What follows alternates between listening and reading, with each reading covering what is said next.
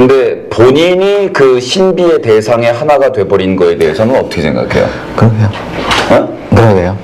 근데 사실 신비주의 얘기 많이 듣는데 우리가 알겠지만 서태지 아이들 때는 신비주의라는 말 자체가 없지 않았어요? 그때는 신비주의라는 단어 아무도 안 썼어요. 네. 네. 실제로 신비주의가 지금 잘못 쓰이고 있는 것 같긴 한데요. 신비주의가 잘못 쓰이고 있는 것이다. 그렇죠. 신비주의 자체가 지금 가수나 이런 사람들한테 붙여서 쓴다는 것 자체가 좀 신비주의는 사실 그거잖아요.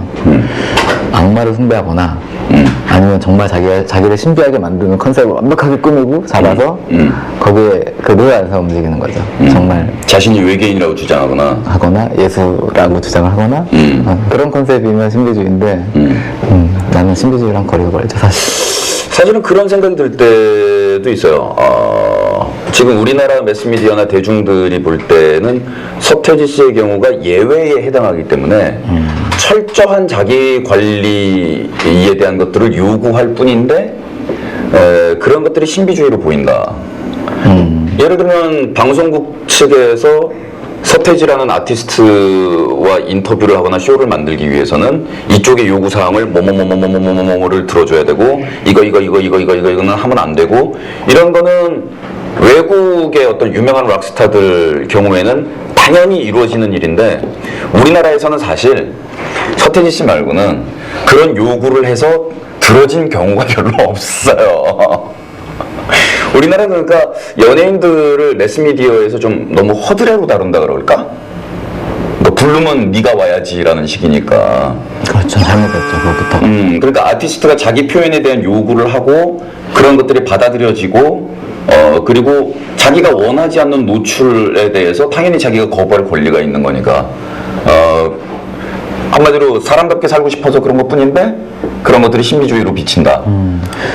정확히 얘기하면 사람답게 살고 싶다기보다는 자기가 음악을 만든 사람이니까 그거를 자기가 보여주고 싶은 대로 보여주는 것 뿐이죠.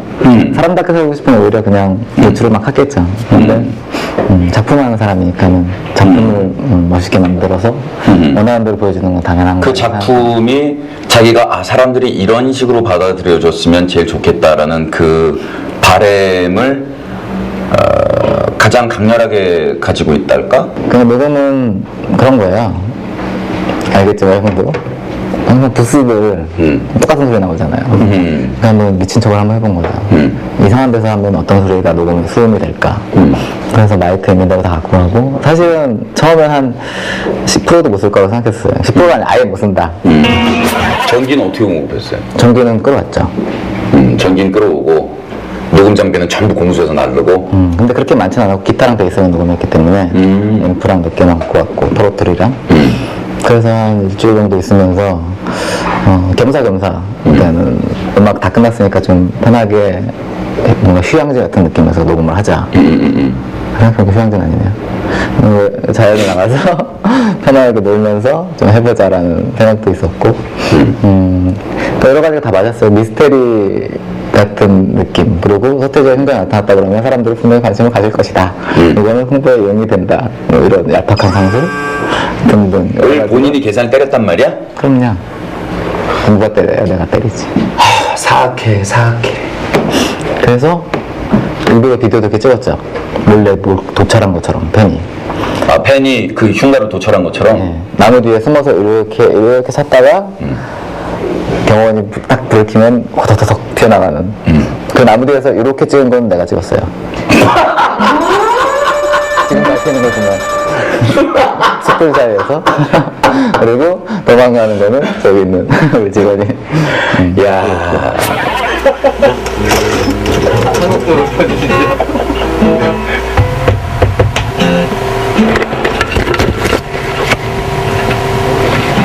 사악하다. 그런 것까지 연출이 된단 말이야. 좋다. 신선노름이 따로 없구만. 뭡니까? 상업적으로 메머드급의 규모이기 때문에 그런 것에 대해서 비판들을 제가 볼 때는 비판이 아니고 비난인 것 같기도 하지만 상업적이다라는 비난들을 많이 합니다. 물론 극찬을 하는 그 이면에는 빛이 있으면 당연히 그림자가 자연적으로 생겨버리는 것처럼 그 극찬의 이면에 당연히 이제 뭐 그런 것들이 있을 텐데 저는 그 10대 소녀들이 엉덩이 흔드는 걸 보고 열광하는 나라에서 그 서태지를 보고 상업적이라고 비난하는 거에 대해서 좀 꼴딱하다는 생각이 들긴 하는데 본인의 생각을 들어보고 싶어요. 그런 말 들으면은 뭐라 그래, 심지어는 장사꾼 막 이런 용어까지 비난하면서 원색적인 비난이 나오죠. 특히 요번 앨범에 그게 완전히 붉어졌는데 왜 그랬을까? 그전엔 장사 안 한 것도 아닌데. 그렇죠. 아까 그 신비주의랑 비슷한 맥락인 것 같아요. 아, 네, 사회적으로 좀 굉장히 사회적으로 그 전체가 잘못된 거지 내가 잘못된 게 아니다. 네, 그런 것 같아요. 특히 상업적이다 그러면은 물론 상업적이죠. 상업적으로 해야 되고 그래서 프로모션도 이렇게 프로모션 할 땐 철저히 비즈니스적이긴 해요, 확실히. 물론 그 소스나 이런 것들은 정말 내가 좋아하는 것들로만 이루어져 있고 그게 어떤 사람들한테 즐거움과 하여튼 재미를 꼭 줄 수 있다고 생각하는데 음반 만들고 예를 들면 그런 거, 음반을 만들 때는 이번에도 4년 정도가 걸렸지만 4년 동안은 정말 아무 생각 없이 음악만 만들고 계속 거기만 매달리죠. 그러고 나서 가만, 이번 앨범이 4년 만에 나온 건가요? 네, 4년 6개월 네. 걸렸죠. 그러려면은 6개월에 한 번씩 판 내가지고서 4년 6개월 동안 가만히 있으면 계산이 잘 안 되니까 6개월이면 1년에 2번이지 4년이면 잠깐만 한 장, 2장, 1년 아, 딱 그 정도. 그러니까 4년 6개월 동안 판이 9장이 나왔으면 그게 상업적인 거지 5년 세월 동안 죽어라고 고생해가지고서 판 한 장 냈더니 그걸 상업적이라고 얘기하면 나 같으면 그냥 가서 패버릴 것 같아. 그러면 비상업적인 음악이란 홍대 인디씬에서 그 300장을 찍어 팔아도 그걸 판다라는 거는 상업적인 어떤 프로모션을 해낸다라는 거고 비상업적인 거는 한 경우밖에 없는 거 아니야. 그러려면 노래를 녹음을 한다, CD를 낸다, 산속으로 들고 간다, 그래서 산에다 파묻는다. 그게 비상업적인 거지. 그거 말고는 나머지는 모든 게 다 상업적인 거 아니에요, 어차피. 아씨, 왜 내가 흥분해서 내가 다 얘기를 하는 거야? 근데 그 스트레스는 무슨 수로 사겨요? 스트레스. 질문 요즘 많이 받아요. 그러니까는 기자들한테도 우울을 하면 어떻게 극복을 하느냐, 스트레스는 어떻게 하느냐. 요즘 이제 그게 사회적 문제잖아요. 그쵸, 연예인의 그 우울증이나 정신적인 스트레스에 대해서 정말 얼마 전까지만 하더라도 지들이 좋아서 하는 일 왜 불평해 막 이런 분위기였는데 그렇죠. 그 연예인들 자살들이 이어지고 특히나 그 최진실 씨 사건 이후에는 대중들도 이렇게 좀 많이 인식하는 분위기인데 거기에 이제 나 같은 경우도 혼자 있다고 이제 사람들이 알고 있으니까. 그치, 사람들이 볼 때는 히키코모리 은둔형 외톨이에 가깝지.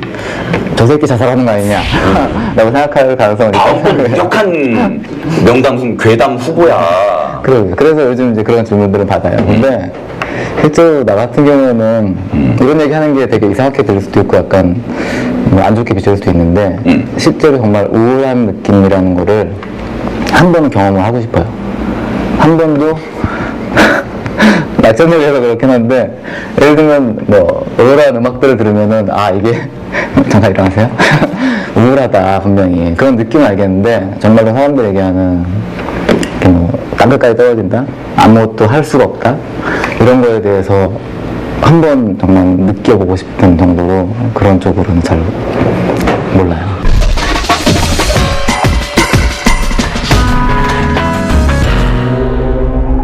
From the past.